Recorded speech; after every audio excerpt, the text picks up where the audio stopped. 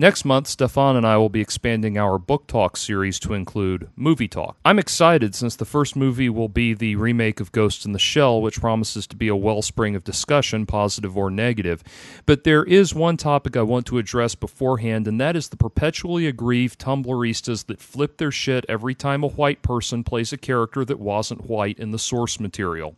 As with most modern progressive ideas around race, this is a one-way street. The same snowflakes that thrashed about in the unholy bowels of liberal outrage when the film version of Katniss Everdeen didn't have the olive complexion described in the book, as if they wouldn't be equally enraged if the filmmakers had held up a set of color swatches next to the faces of each actress that auditioned, are the same ones crowing about how we need a black Captain America.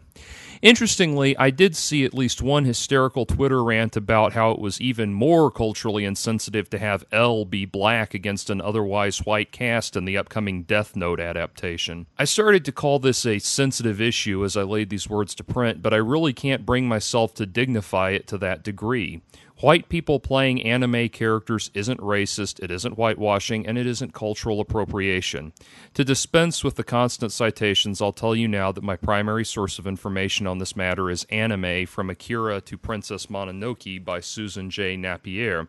It's one of the most insightful and in-depth looks at anime that I have ever read, and one of the first books I'm aware of that seriously analyzed anime from a deeply intellectual and artistically highbrow standpoint. Yes, it was written by a white person in the United States, which meant that in order to write the book, she had to examine the practices, behaviors, and ideas of a non-white culture and form conclusions about that culture based on collected evidence, and in the gelatinous soup that constitutes the social justice warrior mind, that's no different than a invading British colonialist being carried around in a chair supported on the shoulders of indigenous forest people. But guess what? That's how research works, and if you don't like it, you can shave your genitals with a cheese grater.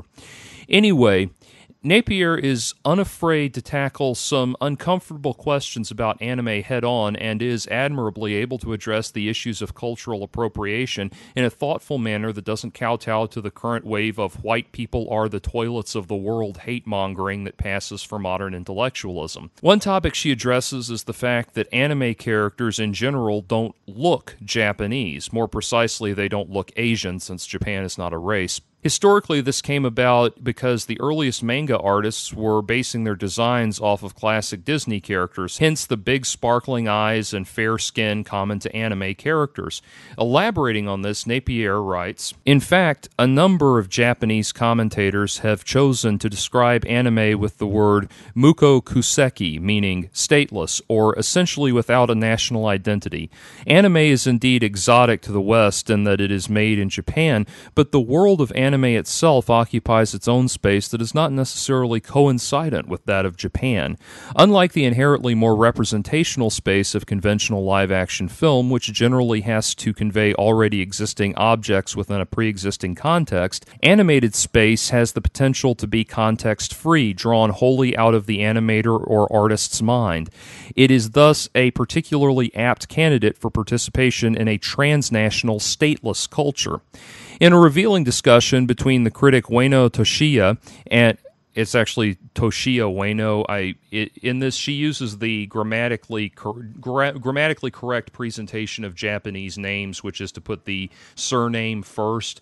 But since none of you know who Oshi Mamoru is, but you all know who Mamoru Oshii is, aka the director of Ghost in the Shell, I'm going to reverse all of these names to put the given name first, just for easier understanding. Anyway, in a revealing discussion between the critic Toshiya Ueno and the animators Mamoru Oshii and Kazunori Ito, the muko kuseki aspect of anime comes up frequently as an expression of what they perceive as Japan's very problematic cultural identity at the start of the 21st century. Ueno's position explains anime as a product of what he deems to be techno-orientalism, an othering of Japan by the West that sees it only as a technological dystopia or occasionally as a utopia.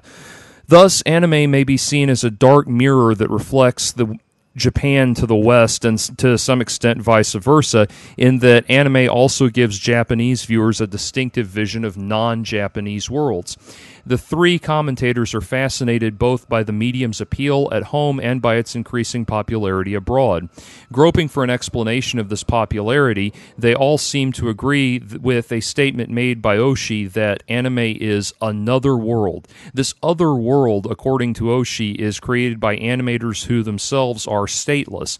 He supports this point by suggesting that animators do not possess a real furusato or hometown. The use of the emotionally and ideologically charged world of furusato, with its lyric evocation of a quintessentially Japanese originary village and landscape, stands in strong contrast to the neutral and abstract mukokuseki, suggesting how far anime diverges from traditional Japanese cultural products. For years, the furusato has been a vital building block in Japan's cultural construction of itself. By rejecting the notion of a furusato for the creators of anime, Oshii seems to be implicitly rejecting another precious cultural construct, the notion of Japan's uniqueness.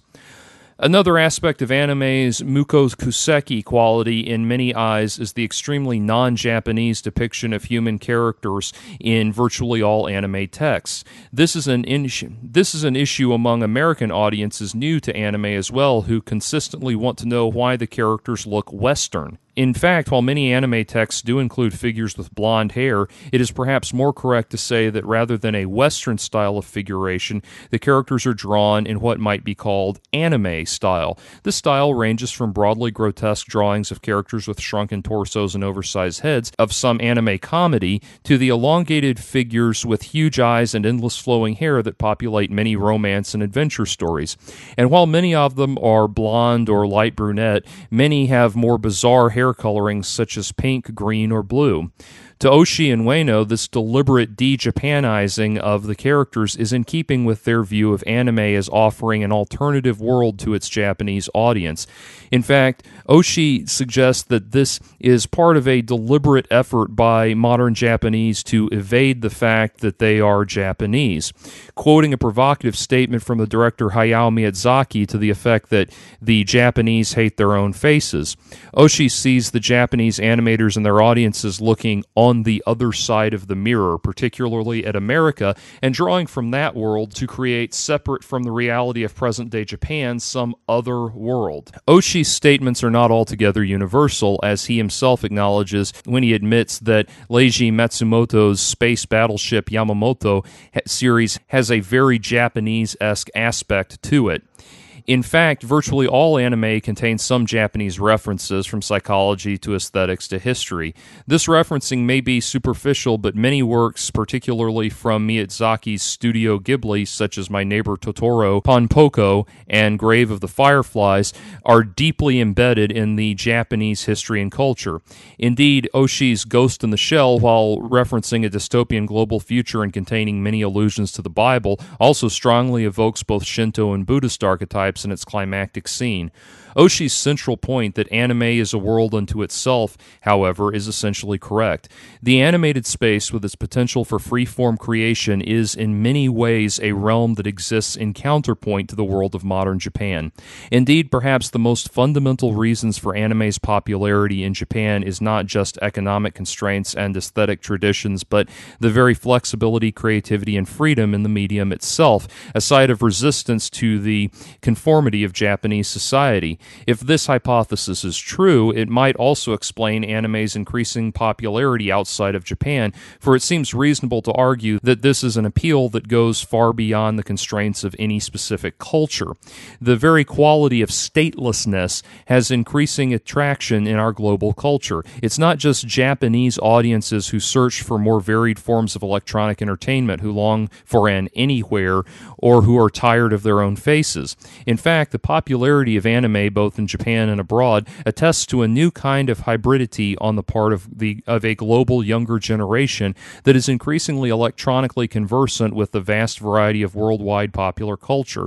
Contrary to Homi Bhabha's vision of a hybridity in terms of a colonial or post-colonial exercise of power and discrimination, this vision of hybridity is an equalizing one. Safe within the stateless fantasy space that anime provides, both Japanese and non-Japanese can participate in trying on a variety of what might be called post-ethnic identities. Although it is true that this fantasy space is the product of the Japanese entertainment industry and may therefore have economic or even politically problematic aspects to it, the anime medium, precisely because it so often highlights characters and settings that are clearly neither Western nor clearly Japanese, offers a space for identity exploration in which the audience can revel in a safe form of otherness unmatched by any other contemporary medium. But at the same time, as many viewers long for some other world, many also fear its homogenization into a fantasy space of cookie-cutter themes and theme parks. Perhaps for this reason, a basic human fascination with difference seems, if anything, to have increased with the entrance into a new and even more complex millennium. That passage emphasizes for me why this constant complaining about whitewashing anime is nonsense. Yes, anime characters often have Japanese names and live in Japanese locales, but they aren't meant to convey a Japanese ethnic identity. Don't get me wrong, there are instances where anime deals with explicitly literal Japanese characters in literal Japanese settings, such as historical dramas like Grave of the Fireflies and Barefoot Gen. To have white actors playing in a remake of such movies, both of which deal with World War II-era Japan, would be insensitive and repugnant. But characters like the Major, Bato, and Togusa don't hinge on a Japanese ethnic identity. They are, respectively, a cyborg human hybrid, a hard-boiled detective, and a plucky young rookie cop. Those character types aren't bound by their ethnic identity, and to suggest otherwise is to be not only racist but intellectually vacant. It can be no wonder that the social justice parasites that waste everyone's time with this inane braying have to express their distaste by typing in all capital letters and screeching at the top of their lungs on public street corners. They have absolutely zero intellectual basis for their pronouncements and thus have to resort to temper tantrums. Don't get me wrong, there really are matters for genuine concern when it comes to adapting anime to a live-action setting, namely the difference in cultural perspective. Japan is unique in that it is the only human culture to be, to some extent, post-apocalyptic. The nuclear bombing of Japan in World War II left the country in a state of culture shock unknown to their Western counterparts, where the idea of an apocalypse is almost romanticized as a return to rugged traditionalism. Japan emerged from World War II in a shambles but rose like a phoenix from the ashes into a technological superpower. For that reason, it's no wonder that themes of human death and technological rebirth, like those in Ghost in the Shell, factor so prominently in so much anime. Indeed, other cornerstones of the medium, such as Akira and Neon Genesis Evangelion, embrace similar ideas. In this way, Western adaptation of many Japanese films, Wes Craven's abysmal take on Kiyoshi Kurosawa's Kairo, aka Pulse, comes to mind, does come across as callous and culturally insensitive. It is important that those ideas, the unique intellectual perspectives born out of Japanese culture, be maintained regardless of the ethnicity of the characters playing them. To suggest that Major Kusanagi can only be a metaphor for the assimilation of human identity in the face of a widespread technological expansion if the actor playing her is Japanese is actually a rather sinister and genuinely racist notion. It suggests a sort of eugenics wherein ideas are somehow conveyed and understood by skin pigmentation and ethnic facial features.